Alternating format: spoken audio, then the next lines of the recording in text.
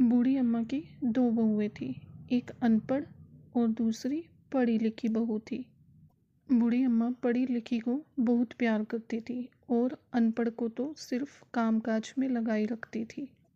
पढ़ी लिखी जितना भी कमाती थी वह अपने शौक और बच्चों के रहन सहन में पूरा कर देती थी, जबकि अनपढ़ बहू को कोई शौक ही नहीं था। उसे जो भी जेब खर्ची मिलती वह अपनी गुल्लक में रख देती। पढ़ी लिखी बहू जब भी अनपढ़ बहू को गुल्लक में पैसे डालते देखती और हंसती थी, कहती आज के टाइम में कौन पैसे गुल्लक में डालता है। फिर एक दिन बूढ़ी अम्मा की तबीयत खराब हो गई। उसने पढ़ी लिखी बहू को फ़ोन लगाया और कहा, बहू मुझे पैसों की ज़रूरत है।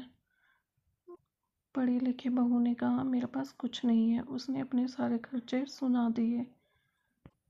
तभी अनपढ़ बहू ने देखा और अपनी वही गुल्लक बूढ़ी अम्मा के पास लेके पहुंची और बोली, इसमें जितने भी पैसे हैं उससे अपना इलाज करा लो। बूढ़ी अम्मा को फिर बहुत दुख हुआ कि जिसे वो अनपढ़ समझती थी वो तो सबसे समझदार निकली। मोरल ऑफ द स्टोरी, जीवन में ज़्यादा पढ़ा होना या कम पढ़ा होना इससे जीवन नहीं चलता। जीवन इस बात में चलता है कि बुरे वक्त में आपके काम कौन आया।